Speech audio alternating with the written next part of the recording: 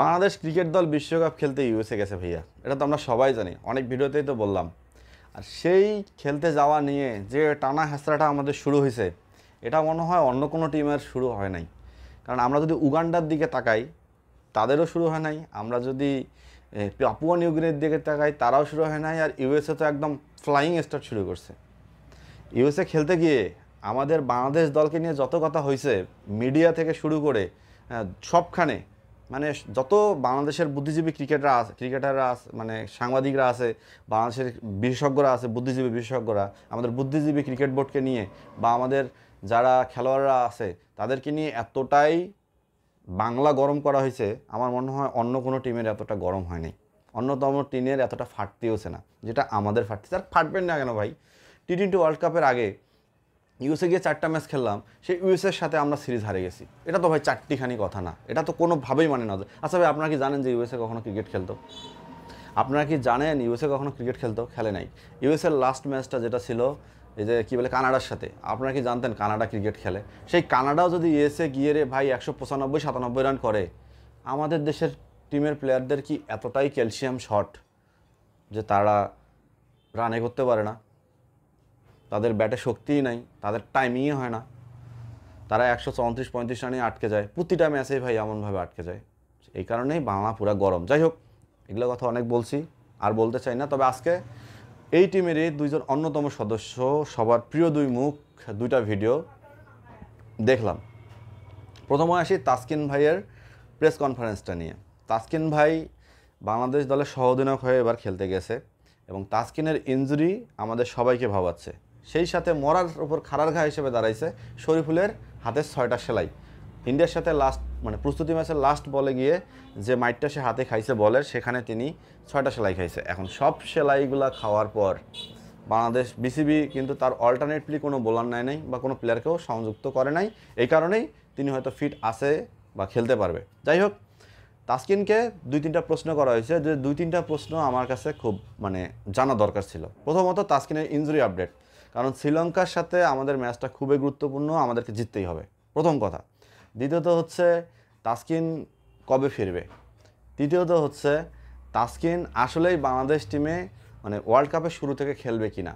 তো সব আনসারে তাসকিন বলছে তার ইনজুরি সংখ্যামুক্ত, তিনি আলহামদুলিল্লাহ ভালো আছে।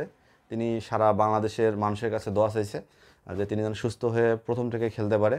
তিনি সব বোলিং সেশন খুব ভালো করে দিয়েছে। সো এইটা জিনিস জানার পর খুব ভালো লাগছে। এই কারণেই তাসকিন আমাদের মেইন স্ট্রাইক বোলার, নতুন বলে উইকেট পাওয়ার জন্য আমাদের তাসকিনকে খুব খুব খুব দরকার।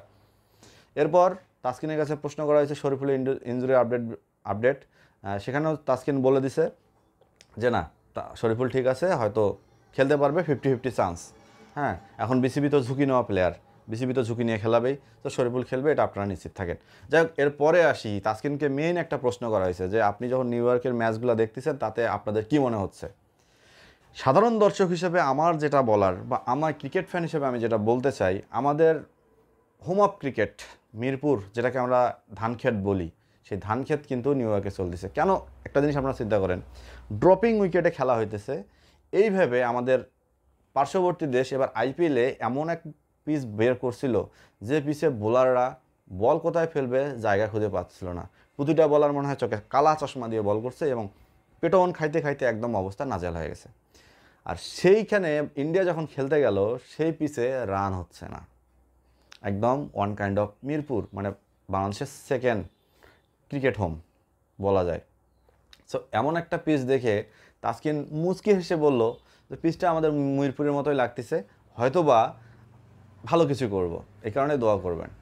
এই গেল তাসকিনের ভিডিও কনফারেন্সের বিষয়বস্তু। দ্বিতীয়ত আসি মাহমুদুল্লাহ রিয়াদ ভাইয়ের ভিডিওটা, যেটা বিসিবি পাবলিশ করছে বিসিবির অফিসিয়াল ফেসবুক পেজ এবং অফিসিয়াল ইউটিউব চ্যানেলে। তো সেখানে রিয়াদ ভাই সব কথা শুনেই ভালো লাগছে, কারণ ভালো না লাগার কোনো এখানে কারণই আসে না। আর রিয়াদ ভাই আমাদের শ্রদ্ধেয় বড় ভাই, প্লাস ক্রিকেটের মানে এত সুন্দর ফর্মে তিনি আছে এই মুহূর্তে। বাংলাদেশে যে 15 জন খেলতে গেছে, সেই 15 জনের মধ্যে সবথেকে বেশি ফর্মে আছে মাহমুদুল্লাহ রিয়াদ, মানে সাইলেন্ট ক্লিয়ার, সবসময় দেশের জন্য হাল তিনি ধরবেই। এখন কথা হচ্ছে, রিয়াদ ভাইয়ের একটা কথা শুনে খুব বেশি খারাপ লাগছে, যে কথাটা শুনের পর মনে হচ্ছে আমাদের বুদ্ধিজীবী ক্রিকেট বোর্ডদের আসলে লজ্জা থাকা দরকার। আসলে আমাদের বুদ্ধিজীবী ক্রিকেট বোর্ড যে প্লেয়ারদেরকে রেসপেক্ট দিতে জানে না, তার এই কথাটাই তার প্রমাণ। যেমন তিনি বলছে যে 2022 সালের টি-20 ওয়ার্ল্ড কাপে আমি স্কোয়াডে থাকতে পারতাম, কিন্তু আমাকে রাখা হয়নি। জাস্ট এতটুকুই বলছে। আর এতটুকু কথার ভিত্তিতে বলতে চাই, 2022 সালে যাকে রাখলেন না, 2024 সালে আপনার দলের বা আমাদের দলের বা আমাদের হজবঙ্গ ক্রিকেট টিমের তিনি কিন্তু এখন বেস্ট পারফর্মার।